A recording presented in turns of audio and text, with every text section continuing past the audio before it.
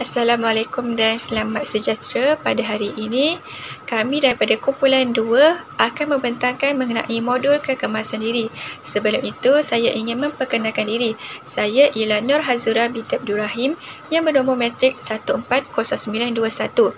Saya bersama rakan-rakan saya iaitu Siti Amira Ghazali yang bernombor matrik 141443, Asnia Laindi yang bernombor matrik 141030, Georgiana Herman 140839, Asyikit Adiana binti Muhammad Razali 141439 dan Nik Nurhanis Diana binti Ni Abdul Rahim yang bernombor matrik 142303.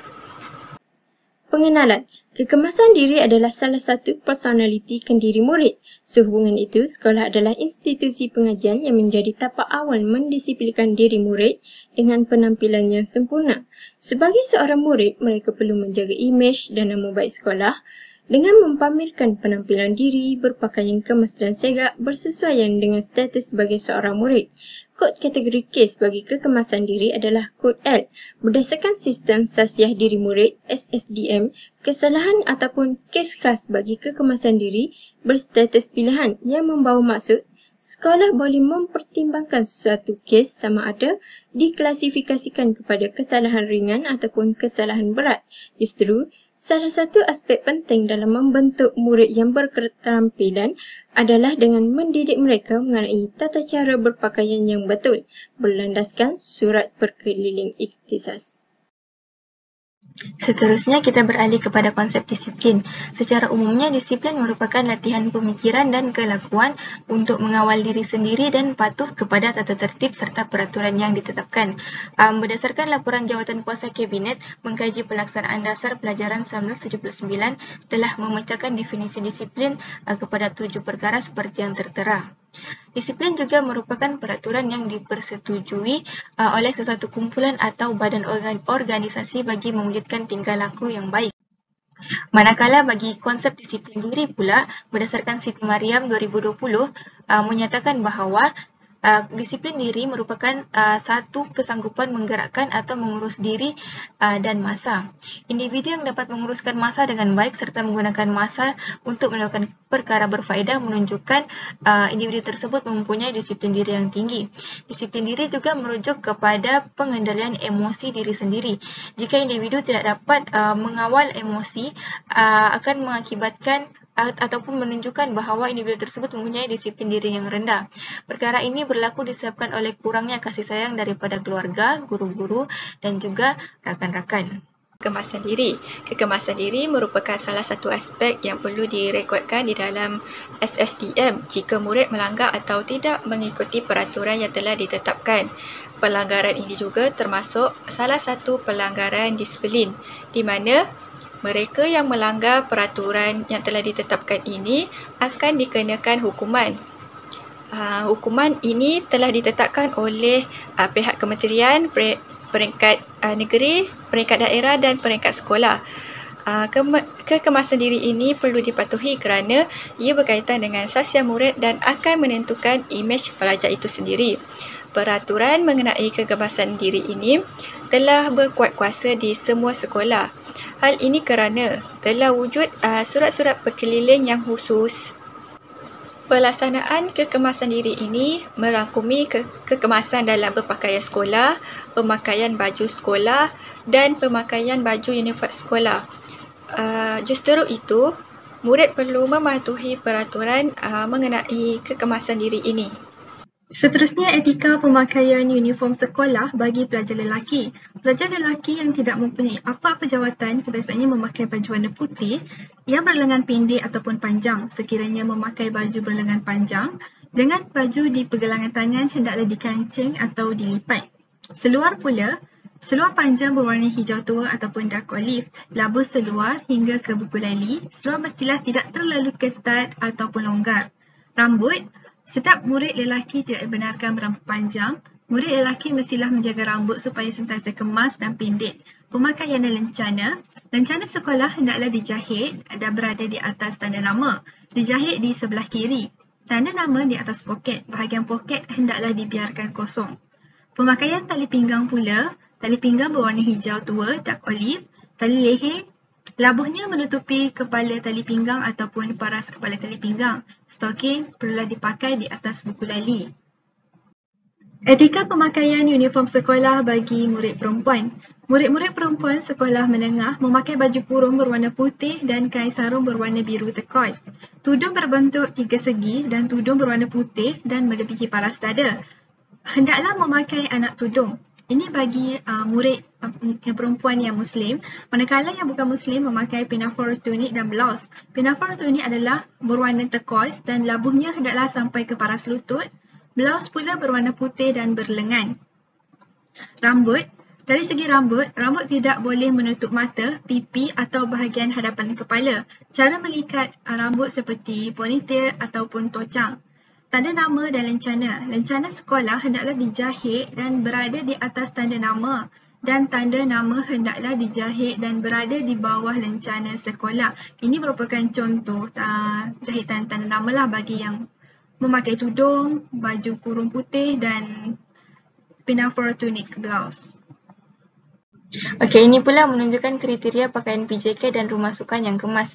Lelaki diwajibkan memakai seluar panjang trek berwarna biru gelap atau hitam, baju tee berkollar dan tuck-in, seluar pendek tidak dibenarkan dan juga wajib berkatut sukan dan berstokin. Begitu juga dengan perempuan, diwajibkan memakai seluar panjang berwarna biru gelap ataupun hitam, baju tee berkollar dengan lengan panjang, tudung hitam ataupun putih bagi beragama Islam, serta berkatut sukan dan juga berstokin. Baiklah, saya Ashika Adiana akan menyambung pembentangan kepada hukuman terhadap kesalahan kekemasan diri.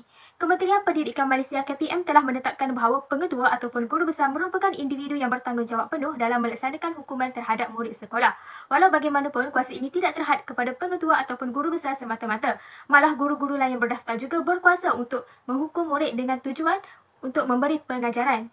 Peraturan-peraturan pelajaran Disiplin Sekolah 1959 di bawah Ordinan Pelajaran 1957 telah menggariskan bahawa guru-guru yang dipertanggungjawabkan mestilah mengetahui tata cara yang telah ditetapkan dan juga surat penurunan kuasa juga hendaklah dikeluarkan kepada guru tersebut. Peraturan-peraturan pelajaran Disiplin Sekolah 1959 telah menggariskan beberapa prosedur yang perlu dipatuhi semasa melakukan hukuman rotan. Yang pertama ialah murid perempuan adalah dikecualikan daripada hukuman rotan. Hukuman rotan ke atas murid-murid lelaki hendaklah menggunakan rotan yang ringan sama ada di tapak tangan atau di punggung yang berlapik dengan pakaian. Hanya guru besar atau guru yang diberikan kuasa sahaja yang boleh mengenakan hukuman rotan. Semua hukuman yang dijalankan hendaklah direkodkan dengan menyatakan jenis salah laku, bilangan sebatan, bahagian anggota yang dirotan, nama dan tantangan perotan dan juga saksi semasa hukuman rotan dilaksanakan. Guru yang dipertanggungjawabkan melaksanakan hukuman rotan tidak boleh merotan dengan perasaan dendam ataupun marah melainkan dengan proses mendidik. Hukuman rotan di khalayak ramai sama ada di tapak perhimpunan tidak dibenarkan sama sekali. Terdapat 3 jenis hukuman yang dikenakan mengikut jenis kesalahan. Yang pertama ialah kesalahan berat, rotan di punggung dengan dilapik pakaian menggunakan rotan ringan, maksimum 3 kali sebatan. Yang kedua, kesalahan sederhana, rotan di tapak tangan dengan menggunakan rotan ringan, maksimum 3 kali sebatan. Yang ketiga ialah kesalahan ringan, iaitu diberi amaran dan juga sesi kaunseling. Seterusnya ialah terdapat 5 jenis kesalahan kekemasan diri seperti yang dipaparkan di dalam slide di atas. Panduan tata cara disiplin sekolah bagi kesalahan kekemasan diri. Kesalahan yang pertama ialah tidak berpakaian kemas. Hukuman yang dikenakan ialah yang pertama teguran, kedua amaran, ketiga jika berulang ibu bapa atau penjaga diminta hadir tanda tangan surat jaminan. Yang kedua ialah berkuku panjang. Hukuman yang dikenakan ialah tindakan serta-merta memotong kuku. Ketiga, style rambut ataupun rambut panjang. Hukuman amaran, dipaksa gunting, hukuman rotan dan juga gantung sekolah. Yang keempat, warna rambut. Ibu bapa dipanggil menandatangani surat jaminan. Yang kedua, pelajar akan digantung sekolah. Yang kelima, tiada lancana. Hukuman yang dikenakan ialah teguran, amaran, tindakan guru disiplin mengenakan denda bayaran untuk lancana.